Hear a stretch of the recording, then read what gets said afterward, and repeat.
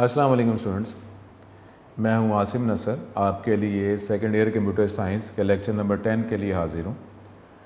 Student, आज का lecture जो है यहाँ से हमारी कंप्यूटर में सी लैंग्वेज को यूज़ करते हुए वर्किंग स्टार्ट होगी। आज के लेक्चर में हम ये देखेंगे कि इनिशियल जो है जो बेसिक जो स्ट्रक्चर या बेसिक जो प्रोग्राम जो हर सी लैंग्वेज के प्रोग्राम में हमें रिक्वायर होगा वो स्ट्रक्चर क्या है, और उसमें मिनिमम स्टेटमेंट हमें जब यूज़ करके जब प्रोग्राम बनाना होगा जो चैप्टर 8 से रिलेटेड है, तो वो उन स्टेटमेंट्स का लॉजिक क्या है, क्या स्टेटमेंट्स की वर्किंग का इफ़ेक्ट क्या आएगा, वो हम इस लेक्चर में देखेंगे। मैं ये आपको समझाऊंगा और इंशाल्लाह ताला इसी लेक्चर के एंड में जो सॉफ्टवेयर आपको कहा था उस सॉफ्टवेयर में इसकी वर्किंग कैसे की जाती है वो मैं आपको समझाऊंगा। तो आज का लेक्चर जो है आपके लिए इम्पॉर्टेंट है कि सी लैंग्वेज का बेसिक स्ट्रक्चर क्या होता है और इस स्ट्रक्चर के अंदर जो बेसिक क्या हमें लिखना पड़ता है, वर्किंग का सीक्वेंस क्या है, उसका लॉजिक मैं आपको बताऊंगा। और फिर इसी लेक्चर के एंड पे कंप्यूटर में सी लैंग्वेज का वर्जन 3 जो है उसको यूज़ करते हुए ये बेसिक स्ट्रक्चर कैसे लिखा जाता है और इसको ऑपरेट, इसकी वर्किंग कैसे की जाती है, कैसे कंपाइल, लिंक, एग्जीक्यूट किया जाता है प्रोग्राम को, इसको हम आज के लेक्चर में डिस्कस करेंगे। ठीक है स्टूडेंट, आज का हम लेक्चर प्रॉपर स्टार्ट करते हैं। और आज के लेक्चर का जो टॉपिक है basic structure of C program. कि प्रोग्राम जब लिखते हैं तो उसके इनिशियल वर्किंग क्या होती है, प्रोग्राम में मिनिमम क्या लिखा जाता है, उसका लॉजिक क्या है, और इस लेक्चर के एंड पे सॉफ्टवेयर को यूज़ करते हुए ये मैं उस सॉफ्टवेयर को मैं लिखूँगा भी और इसको प्रॉपरली कैसे एग्जीक्यूट किया जाएगा, क्या स्टेप्स हैं, उस प्रोग्राम पे हम अप्लाई करेंगे। सबसे पहले स्टूडेंट जो है जो हमने सी लैंग्वेज की थ्योरी में देखा था कि सी लैंग्वेज में नॉर्मली जो स्टेटमेंट्स लिखते हैं वो स्मॉल लेटर्स में लिखेंगे। तो ये इसका जनरल सिंटैक्स, जनरल रूल है। आप जो कुछ भी लिखेंगे, नॉर्मली जो भी स्टेटमेंट्स लिखेंगे वो आप स्मॉल इंग्लिश के लेटर्स में, अल्फ़ाबेट्स में लिखेंगे। अब दूसरा ये कि इसमें एक बेसिक स्ट्रक्चर को हम डिस्कस कर रहे हैं। आप जो इनिशियल लेवल पे चैप्टर 13 में जाकर थोड़ा हमारा चेंज होगा इसका स्ट्रक्चर। अदरवाइज़ चैप्टर 13 तक जितनी भी हम स्टेटमेंट लिखेंगे, जिस तरीके से फर्स्ट ईयर, अब ये स्टूडेंट ये क्योंकि ये सेकंड ईयर में अगर कोई बात अगर फर्स्ट ईयर से रिलेटेड की जाती है उसका भी उस टॉपिक से इफ़ेक्ट होता है, लिंक होता है, इसलिए बात की जाती है ताकि आपकी अंडरस्टैंडिंग इंक्रीज़ हो जाए। डेफिनेटली सेकेंड ईयर का सिलेबस जो है, हम सेकेंड ईयर का सिलेबस ही पढ़ रहे हैं। अब वो जो टॉपिक जो हैं जो चैप्टर 8 में हमने डिस्कस किए हैं, आप तक इन्फॉर्मेशन पहुंचाई है, वो कुछ टॉपिक ऐसे हैं जो बोर्ड के हवाले से सेकेंड ईयर में भी फर्स्ट ईयर के टॉपिक रिक्वायर हैं, इसलिए वो टॉपिक जो है उसको हमने डिस्कस किया है। और पढ़ तो डेफिनेटली हम सेकेंड ईयर का ही सिलेबस रहे हैं, लेकिन अगर उसको प्रीवियस किसी नॉलेज से अगर आपको फ़ायदा मिल जाए तो इसलिए प्रोवाइड किया जाता है। तो अब जो है फर्स्ट ईयर में जिस तरह हम जब कंप्यूटर ऑन करते हैं तो वो इनिशियल हमारी डेस्कटॉप स्क्रीन आती है जिससे हम ये आइडेंटिफाई करते हैं कि हमारा कंप्यूटर रेडी है, अब आप जो वर्किंग करना चाहें वो आप कर सकते हैं। इसी तरीके से जब सी लैंग्वेज का जो प्रोग्राम हम बेसिक स्ट्रक्चर करने लगें, इसमें जितनी भी स्टेटमेंट्स आप लिखेंगे ये हमारा एक पोर्शन है, एक ब्लॉक है, उसके अंदर ही आप सी लैंग्वेज की सारी स्टेटमेंट्स लिखेंगे। अब ये जो मैं बेसिक स्ट्रक्चर लिखने लगा हूँ ये आपको समझाते हुए इसके अंदर स्टेटमेंट्स को इंक्रीज़ करूँगा और इसका लॉजिक आपको एक्सप्लेन करूँगा, तो फाइनली फिर ये एक प्रोग्राम, बेसिक स्ट्रक्चर प्रोग्राम का बन जाएगा। अब अगर स्मॉल लेटर्स की हम बात कर रहे हैं तो यहाँ पर एक सी लैंग्वेज में हमारे पास एक ब्लॉक है, उस ब्लॉक का नाम है मेन। अब ये स्टूडेंट मैं आपको वर्किंग और लॉजिक समझाते हुए ही ये स्टेटमेंट्स बढ़ाता जाऊँगा। अब ब्लॉक जो है सी लैंग्वेज में ब्लॉक का मतलब है कोई बात हमने शुरू की है और कोई बात हमने ख़त्म की है। अब प्रोग्राम किसे कहते हैं, जो हमने चैप्टर 8 के इनिशियल लेक्चर में पढ़ा था कि सेट ऑफ इंस्ट्रक्शन। अब सेट ऑफ इंस्ट्रक्शन और इंस्ट्रक्शन के सेट को जब मैं लिखूंगा तो किस तरीके से रिप्रेजेंट किया जा सकता है कि जी ये जो है स्टेटमेंट ये एक ही सेट को बिलोंग कर रही है, तो उसको हम ब्लॉक कहते हैं। अब ये मैं वक्त के साथ साथ जो है ये हमारा स्ट्रक्चर जो है इंक्रीज़ होता जाएगा। अब मेन का ब्लॉक जो है इसके लिए ये मैं ब्रेसेस यूज़ करता हूँ, इसको ब्रेसेस कहा जाता है।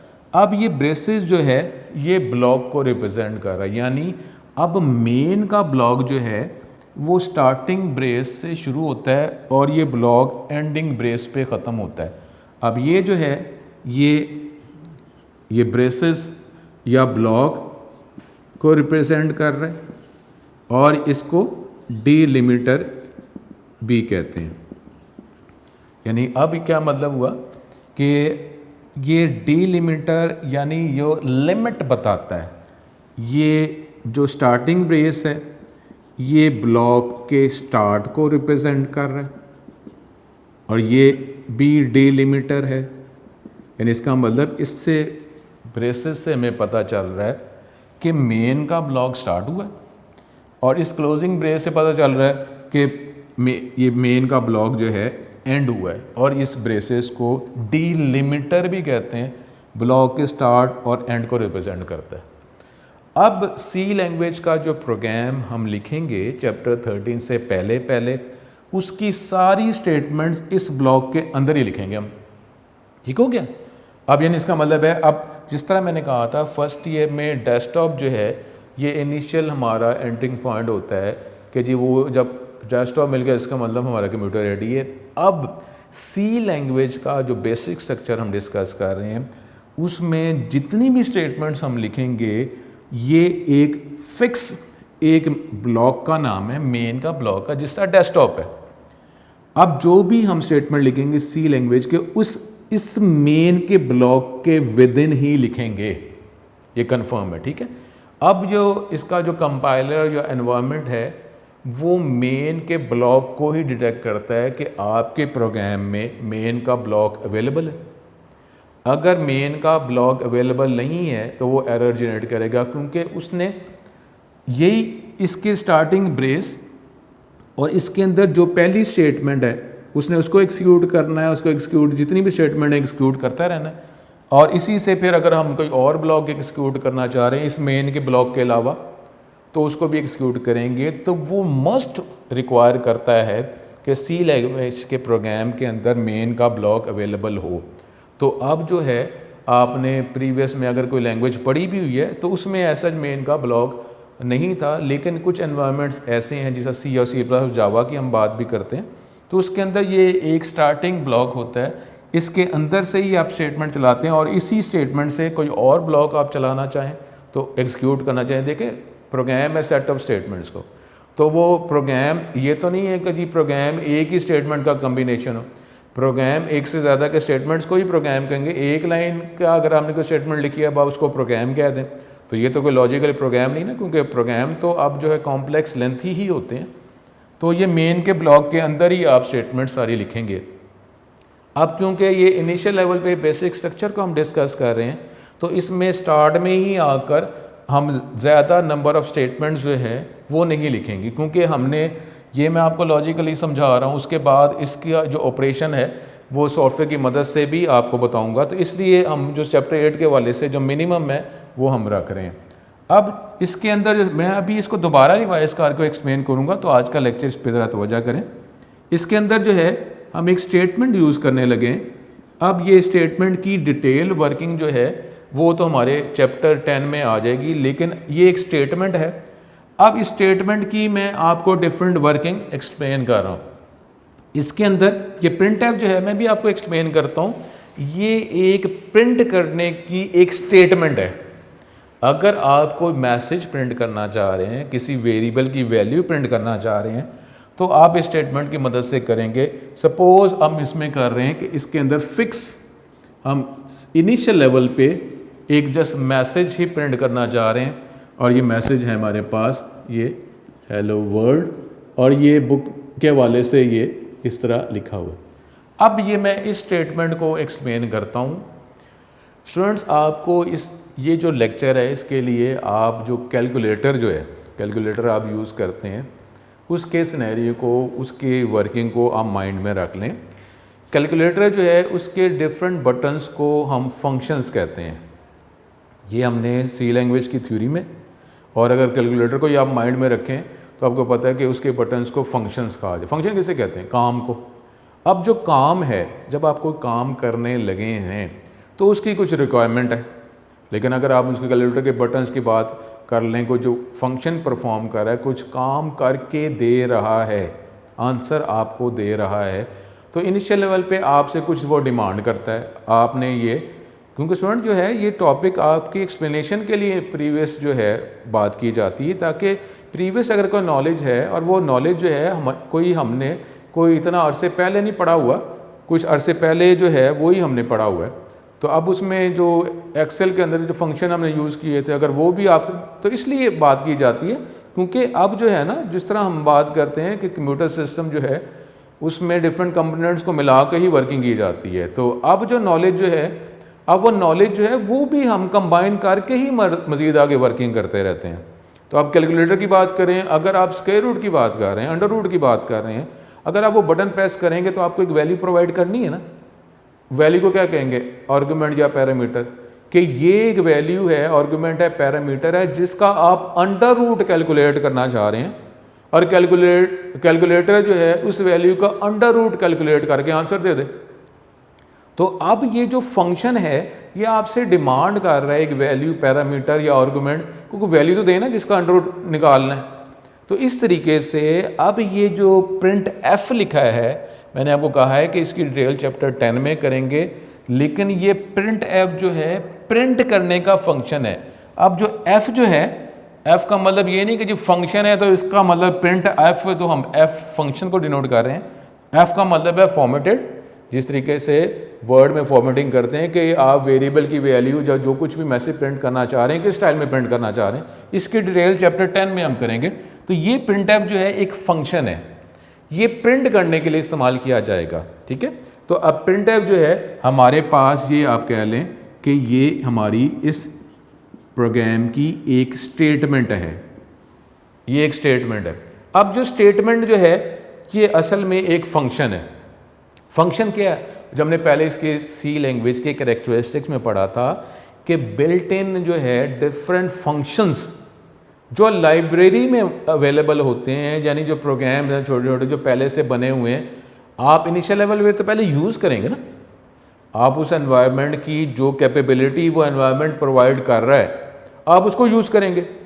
फिर जब आपको उसकी वर्किंग करनी आ जाएगी तो फिर आप उस एनवायरनमेंट की मदद से कोई चीज़ क्रिएट करेंगे जो आपने पहले नहीं बनाई, क्योंकि पहले तो वर्किंग ही होगी ना। पहले हम कोई चीज़ क्रिएट तो नहीं करना शुरू कर देंगे, अभी तो हम वर्किंग की अंडरस्टैंडिंग लेंगे।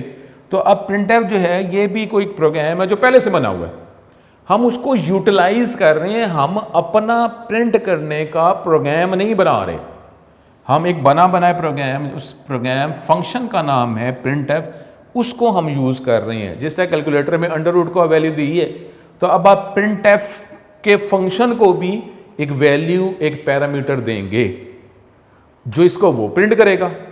अब प्रिंटएफ के बाद ये जो हमारे पास जो है स्टूडेंट, इसको हम डिलिमिटर, ब्लॉक एंड, या इसको आप ब्रेसेस कहते हैं, इसको आप एंगल ब्रैकेट तो है लेकिन इसको आप ब्रेसेस कहते हैं। और ये जो प्रिंटएफ के बाद ये जो ब्रैकेट है इसको हम कहते हैं पैरेंथेसिस।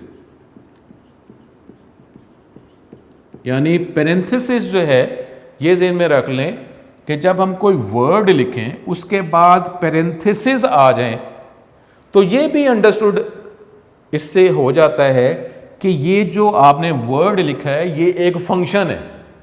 यानी माइंड में रख लें स्टूडेंट, अब प्रिंटएफ जो है ठीक है ये स्टेटमेंट है, लेकिन ये जो वर्ड है ये एक फंक्शन को डिनोट कर रहा है। एफ से फंक्शन नहीं लेना, मैंने आपको पहले कहा है कि एफ जो है इससे फंक्शन नहीं हम लेना है। ये एफ जो है इसका मतलब फॉर्मेटेड है, जो चैप्टर 10 में हम देखेंगे। इनिशियल लेवल पे अगर देखें तो हम चैप्टर 9 में, चैप्टर 8 इतना ही है। अब ये पेरेंथेसिस जो है ये भी एक श्योरिटी प्रोवाइड करता है कि ये जो प्रिंटफ स्टेटमेंट है ना, ये एक फंक्शन है, और जो फंक्शन होता है तो फंक्शन नॉर्मली आपसे कुछ ना कुछ पहले डिमांड करता है कि मैंने कोई फंक्शन परफॉर्म करना है, कोई प्रोसेसिंग वर्किंग करनी है, तो मैं वर्किंग प्रोसेसिंग करूँ किस पे? जिस तरह अंडर रूट है, अंडर रूट के लिए आपने एक वैल्यू पैरामीटर देना है ना, उसको वो वैल्यू को यूज़ करेगा, कैलकुलेशन करने के बाद आंसर देगा। अब प्रिंटफ क्या है? आपने प्रिंट करना है ना, तो आपको ये बताना तो है कि प्रिंट करना किस चीज़ को है। तो आप जो है जब पेरेंथेसिस लिखेंगे, डेफिनेटली पेरेंथेसिस स्टार्ट करेंगे, पेरेंथेसिस एंड करेंगे, उसके अंदर आप पैरामीटर, वैल्यू, आर्गुमेंट प्रोवाइड करेंगे। तो पेरेंथेसिस ही निशानी है कि प्रिंटफ जो स्टेटमेंट है ये एक फंक्शन को डिनोट कर रही है, टेक्निकली आइडेंटिफायर है, और ये आइडेंटिफाई किसको कर रहा है? फंक्शन को। पता कैसे चला? इस पेरेंथेसिस से। यानी मैं प्रिंट करना है तो आपको प्रिंटफ यूज करना है, पेरेंथेसिस के अंदर जो चीज़ आप प्रिंट करना चाह रहे हैं वो as a value argument provide करना है। अब पेरेंथेसिस के अंदर हमने ये डबल कोड यूज कर लिए। जब आप टेक्स्ट प्रिंट करना चाह रहे हैं, मैसेज प्रिंट करना चाह रहे हैं, स्ट्रिंग प्रिंट करना चाह रहे हैं, जो कॉम्बिनेशन ऑफ कैरेक्टर्स होता है, तो आप इन डबल कोड्स में लिखते हैं। आप मैसेज प्रिंट करना है, डबल कोड स्टार्ट होगा और डबल कोड एंड होगा। तो अब ये देखें, जब हम सी लैंग्वेज का ये सॉफ्टवेयर यूज़ करेंगे तो अब डबल कोड्स की जो डायरेक्शन है वो कई दफ़ा एक साइड पे होती है, क्योंकि ये माइक्रोसॉफ्ट वर्ड के अंदर डबल कोड इस साइड पे एंगल होता है, उस क्लोज करते हैं उस पे एंगल होता है। तो लेकिन जब सी लैंग्वेज यूज़ करेंगे तो एक ही साइड पे होगा, तो ये कोई ऐसी मिस्टेक नहीं है। यानी डबल कोड आपने स्टार्ट करना है, डबल कोड एंड करना है, उसके अंदर ये अब आप एक पैरामीटर प्रोवाइड कर रहे हैं। यानी ये हेलो वर्ड जो लिखा हुआ है एज इट इज़, जिस तरह लिखा हुआ है, उस ये एक मैसेज है जो आप प्रिंट करना चाह रहे हैं। अब हेलो वर्ड आगे जो एक्सक्लेमेशन है, ये बुक के वाले से इसमें एक्सक्लेमेशन लिखा हुआ है, तो इसको ये भी को फिक्स ना करेंगे जी एक्सक्लेमेशन है तो इसमें एक्सक्लेमेशन ही लिखना है। आप डबल कोड में जो मैसेज प्रिंट करना चाह रहे हैं, आप अपना नाम प्रिंट कर लें, कॉलेज का नाम प्रिंट कर लें, एकेडमी का नाम प्रिंट कर लें, वो लिखेंगे आप डबल कोड में। यानी ये एक्सक्लेमेशन है, इसकी कोई वर्थ नहीं है कि जी एक्सक्लेमेशन लिखना ही लिखना है, ऐसी कोई बात नहीं। जो प्रिंट करना चाह रहे हैं आप बस इसको लिखें। ठीक हो गया? ये प्रिंटफ जो स्टेटमेंट है और ये पेरेंथेसिस हैं, और प्रिंटफ जो है ये एक फंक्शन भी है। ये स्टूडेंट जो लेक्चर में आज जो लिखा हुआ है ये डेफिनेटली आपने इसको माइंड में रखना है। अब सी लैंग्वेज की जो स्टेटमेंट्स हैं वो नॉर्मली एक करैक्टर पे इसको कंप्लीट किया जाता है, एक करैक्टर पे एंड होती हैं, और वो करैक्टर है ये सेमीकोलन। सेमीकोलन जो है ये स्टेटमेंट को, एंड को रिप्रेजेंट करता है। नॉर्मली सी लैंग्वेज में स्टेटमेंट लिखेंगे या वो फंक्शन होंगे, कोई ऑपरेटर होंगे, और मुख्तलिफ तरह की स्टेटमेंट्स हम लिखेंगे। नॉर्मली का मतलब है ज़्यादातर हर स्टेटमेंट के एंड पर, ज़्यादातर का है, हमेशा नहीं, ज़्यादातर हर स्टेटमेंट के एंड पे आपको सेमीकोलन लगाना पड़ेगा। ये इसका रूल है। सेमीकोलन हर स्टेटमेंट के एंड पे लगाएंगे। इस सेमीकोलन को स्टेटमेंट और टर्मिनेटर कहा जाता है। यानी हर स्टेटमेंट के एंड पे नॉर्मली आपको ये सेमीकोलन लगाना है। तो अभी तक जो हमने बात की है, बेसिक स्ट्रक्चर जो अभी तक बना है, अभी इसको चेंज अब थोड़ा सा हमारा रहता है, तो उसमें मेन हमने इसलिए लिखना है कि मेन इसका एक इनिशियल स्टार्टिंग ब्लॉक है, और ब्लॉक का नाम भी फिक्स है, मेन ही लिखना है आपने।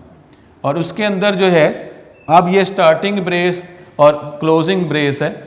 अब इसके अंदर जितनी भी स्टेटमेंट्स हमने लिखनी है वो इस ब्लॉक के अंदर ही हम लिखेंगे। हम इनिशियल लेवल पे बेसिक स्ट्रक्चर सी लैंग्वेज का प्रोग्राम जो है स्ट्रक्चर वो लिख रहे हैं। इसमें मिनिमम स्टेटमेंट लिखकर अपना हम स्ट्रक्चर सी लैंग्वेज का बना रहे हैं।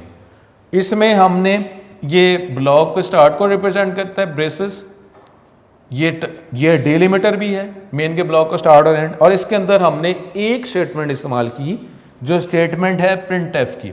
अब प्रिंटफ जो है हर स्टेटमेंट के एंड पर हमें सेमीकोलन लगाना पड़ता है, तो हमने हर स्टेटमेंट के एंड पे सेमीकोलन लगाया। अब प्रिंटफ एक फंक्शन है, जो स्टेटमेंट है ये जो प्रिंटफ एक आइडेंटिफायर भी है, शनाख्त कर रहा है। किसको शनाख्त कर रहा है? फंक्शन को। और कैसे पता चला?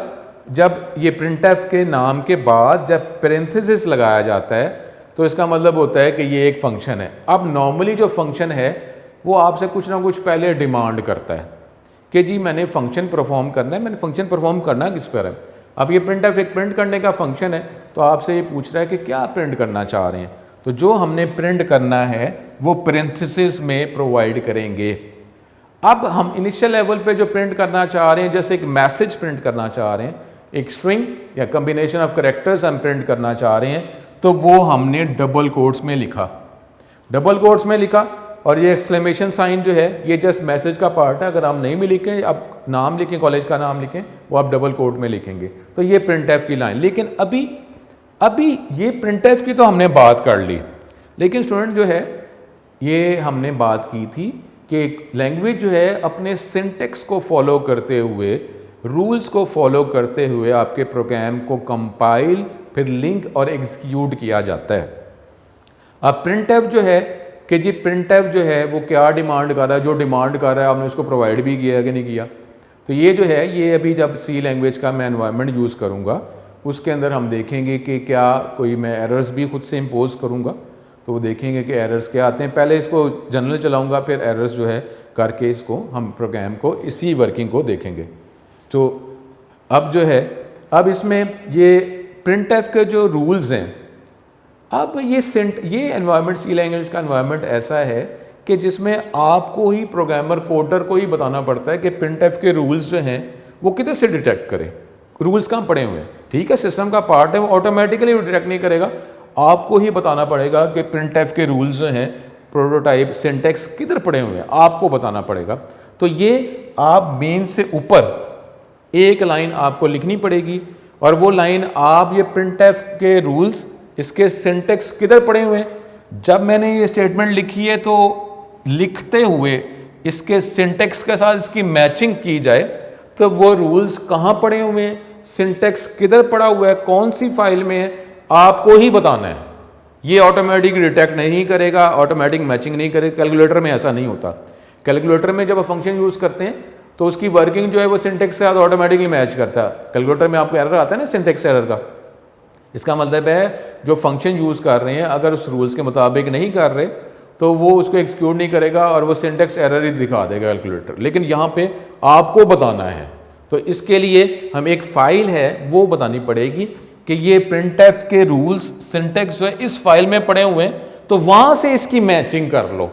तो अब वो बताने की जो स्टेटमेंट है वो कैसे लिखी जाती है वो मैं लिखता हूँ और फिर एक्सप्लेन करता हूँ। अब इसके लिए ये स्टेटमेंट ऐसे लिखी जाएगी, मैं आपको ये एक्सप्लेन करता हूँ सारा। ये नंबर साइन आप लगाएंगे, फिर इंक्लूड, ये सारी स्मॉल ABC है, इंक्लूड, और फिर आप ये एंगल ब्रैकेट में एक नाम लिखेंगे stdio.h। अब ये हमारे पास वो फाइल है जिसके अंदर printf आइडेंटिफायर या printf फंक्शन के रूल्स, सिंटेक्स पड़े हुए हैं। इसका मतलब है printf जब आप यूज करेंगे तो लाजमी आपको इस फाइल का नाम बताना है। अब फाइल का नाम क्या है, stdio.h, standard input output .h। H का मतलब क्या है, एज की एक नॉर्मली हेडर, और हेडर जो आपको पता है ना जो हर पेज के ऊपर लगाया जाता है। तो नॉर्मली जब हम प्रोग्राम लिखते हैं तो अगर हेडर फाइल आपने को बतानी है तो प्रोग्राम का टॉप पे ही इसको लिखा जाता है। तो ये तो stdio तो हो गया, इसका printf के साथ ताल्लुक है कि इसके अंदर इसके रूल्स और भी बहुत ज़्यादा फंक्शंस के रूल्स पड़े हुए हैं। तो जब आप ये लिखेंगे तो ये वो जब आप इसको यूज़ करेंगे तो ऑटोमेटिकली मैचिंग कर लेगा कि रूल्स इसके अंदर लिखे हैं, तो उसके रूल्स के अकॉर्डिंगली आपने स्टेटमेंट लिखी कि नहीं लिखी। अगर तो मैचिंग हो गई तो फिर उसको वो कंपाइल और फिर लिंक एग्जीक्यूट करेगा। printf के लिए लाजमी आपको इसको लाजमी लिखना। हम जो बात कर रहे थे ना कंपाइलर कौन से एरर को सॉल्व करता है, सिंटेक्स एरर को, तो वो मैचिंग करेगा। अगर मैच हो जाएगा तो फिर कंपाइल करेगा और फिर लिंक और फिर एग्जीक्यूट किया जाएगा। लेकिन अब ये बाकी लाइन क्या आ गई, ये जो बाकी लाइन जो हमने लिखी है, ये नंबर साइन जो है ये रिप्रेजेंट करता है प्री प्रोसेसर को। यानी हम ये कह रहे हैं कि प्रोसेसिंग से पहले कुछ इंस्ट्रक्शन जिस तरह होते हैं ना इनिशियल सेटिंग्स, तो आप कह रहे हैं कि इसको प्रोसेस करने से पहले, कंपाइल करने से पहले कुछ वर्किंग है वो कंपाइल करने से पहले की जाए। ये है प्री प्रोसेसर डायरेक्टिव, यानी आप प्रोसेसिंग से पहले कोई हदायत, कोई सेटिंग करना चाह रहे हैं। आप सेटिंग, ये नंबर साइन सिर्फ इसको डिनोट करता है कि आप कह रहे हैं आप अभी बताएंगे, या ये नंबर साइन ये रिप्रेजेंट कर रहा है कि अभी आप कोई सेटिंग बताने लगे कि इस प्रोग्राम को प्रोसेस करने से पहले कुछ सेटिंग कर ली जाए। और सेटिंग क्या है कि आप कह रहे हैं इंक्लूड की जाए, यानी प्रोसेसिंग करने से पहले, कंपाइल करने से पहले आपका जो प्रोग्राम है इसके साथ एक फाइल इंक्लूड कर ली जाए प्रोसेसिंग से पहले। ठीक है, तो ये प्री प्रोसेसर डायरेक्टिव और इंक्लूड जो है ये एक डायरेक्टिव है, एक हदायत है, एक सेटिंग है कि जी कंपाइल करने से पहले इस stdio.h फाइल को इस प्रोग्राम के साथ इंक्लूड, शामिल कर ली जाए। तो इस फाइल को इस प्रोग्राम के साथ शामिल कर लिया जाए, क्योंकि शामिल करेंगे तो फिर ही वो प्रिंटफ के रूल्स उसके साथ मैच करेगा जो उस फाइल के अंदर रूल्स लिखे हुए। अब इसके अंदर एक बात हमारी रह गई। अब स्टूडेंट हम बात कर रहे थे कि प्रिंटफ एक फंक्शन है, कैसे पता चला कि पेरेंथेसिस से, और आपको फंक्शन का पता है कि फंक्शन जो है ये कोई वर्किंग है, जो वर्किंग जो है किस पे की जाएगी, तो आप उससे पहले इसकी वैल्यू, आर्गुमेंट, पैरामीटर प्रोवाइड करते हैं। ठीक है, जो हम कैलकुलेटर की बात की थी। अब स्टूडेंट जो है एक बात जो लास्ट में करने लगा हूँ, इसकी डिटेल जो है जिस तरह आप वर्किंग आगे करते रहेंगे और चैप्टर 13 पे पहुँचेंगे तो ये बात 100% क्लियर होगी कि मेन जो है ये भी एक फंक्शन है। जिस तरह हमने बात की थी प्रिंटफ एक फंक्शन है, तो फंक्शन को हमने आर्गुमेंट वैल्यू क्या प्रोवाइड की, ये एक मैसेज के इसको प्रिंट करना है। अब अगर मेन भी एक फंक्शन है, देखें आपने ये प्रिंटफ लिखा है, कैलकुलेटर का बटन दबाते हैं तो फंक्शन चलता है ना, दबाए बगैर तो फंक्शन नहीं चलता।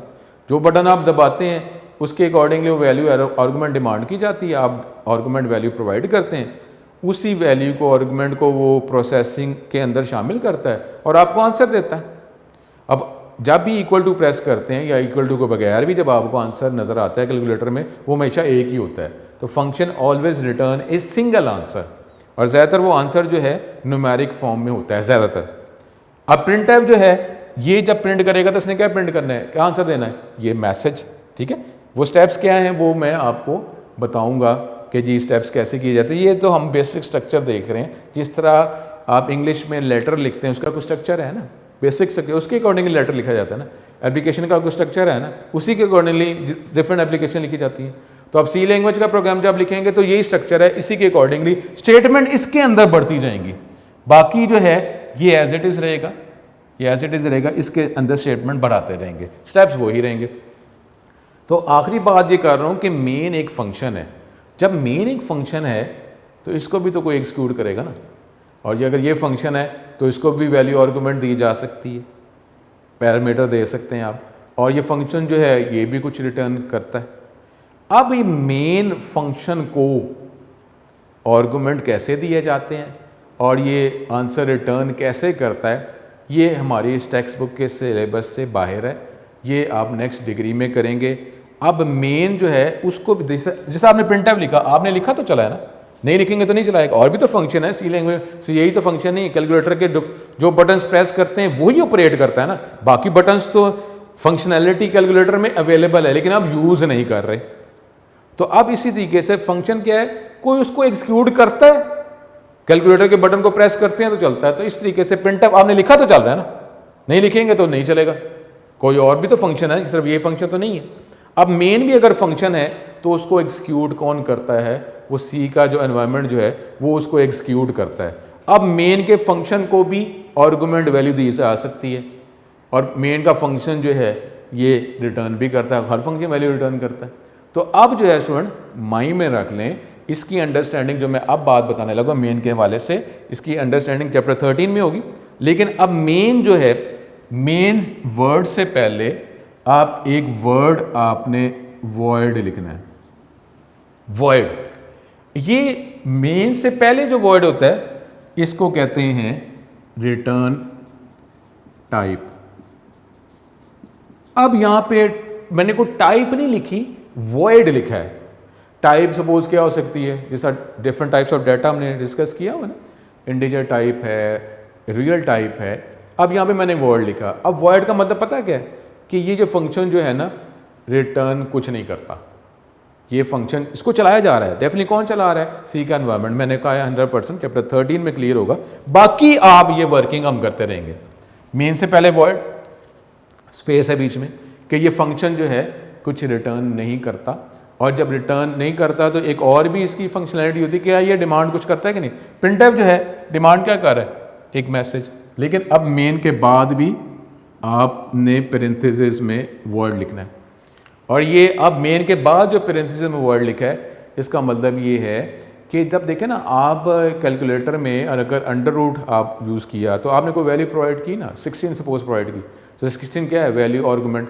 अब 16 वैल्यू आर्गुमेंट को वो कैलकुलेटर का जो सिस्टम है वो यूज़ कर रहा है, और आपको प्रोसेसिंग करने के बाद 16 की आपको आंसर 4 दे रहा है। तो अब ये मेन के बाद जो वर्ड है इसका मतलब क्या है कि ये इस फंक्शन ने कुछ एक्सेप्ट भी नहीं किया हुआ। यानी क्या मतलब, मेन के फंक्शन को चलाया गया है, चलाया किसने, एनवायरनमेंट ने, और इसको वैल्यू कोई नहीं दी, आर्गुमेंट कोई नहीं दिया। तो जब वैल्यू किसी को दी जाती है तो जो फंक्शन जो सिस्टम होता है वो उस वैल्यू को यूज़ तो करता है ना। कैलकुलेटर में वैल्यू दी 16, तो कैलकुलेटर के सिस्टम में 16 को यूज़ तो किया ना।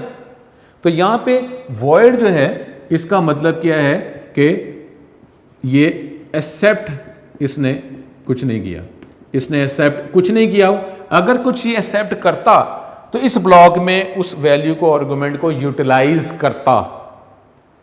तो ये दो वर्ड आपको लिखने पड़ेंगे। इसकी बजाय आप ऐसे भी लिख सकते हैं कि वॉइड मेन, अगर आप ये इस तरह लिख देते हैं और इसके अंदर आप लिख देते हैं तो ये भी वैसे ही है। अगर आप ये मेन के बाद पेरेंथेसिस खाली छोड़ रहे हैं तो उसका मतलब भी वॉइड ही होता है। तो ये आपका बेसिक स्ट्रक्चर है जिसमें जिस तरीके से आपने प्रोग्राम लिखना है। मैं रिपीट करता हूँ, मेन जो है ये हमारा स्टार्टिंग इनिशियल पॉइंट है। सी लैंग्वेज में जब भी आप प्रोग्राम बनाएंगे इस मेन के ब्लॉक में लिखेंगे, ये मस्ट है, कन्फर्म है। आपके सी के प्रोग्राम में मेन का ब्लॉक लाजमी होगा और उसी के अंदर आपने स्टेटमेंट्स लिखनी है। ये ब्लॉक जो है रिप्रेजेंट करने के लिए ब्रेसेस ये डिलिमिटर है। इसके अंदर जो स्टेटमेंट हमने इस्तेमाल की प्रिंटफ है, और प्रिंटफ जो है फंक्शन है, और इसकी मदद से हम एक मैसेज प्रिंट करना चाह रहे हैं। हमने मैसेज लिखा, हर स्टेटमेंट के एंड पे सेमीकोलन लगाना पड़ता है, स्टेटमेंट टर्मिनेटर, और हमें ही बताना पड़ता है कि प्रिंटफ के सिंटैक्स रूल्स कहाँ पड़े हुए हैं। तो प्रिंटफ के रूल्स पड़े होते हैं stdio में। अब वो हमने बताने के लिए स्टेटमेंट ऐसे लिखनी पड़ती है, और ये जो है नंबर साइन डिनोट करता है कि कंपाइलिंग से पहले, प्रोसेसिंग से पहले इंक्लूड कर लो किसको, stdio.h फाइल को इस प्रोग्राम के साथ शामिल कर लो। रूल्स शामिल हो गए तो जब इस प्रिंटफ को चलाया जाएगा तो रूल्स की मैचिंग हो जाएगी।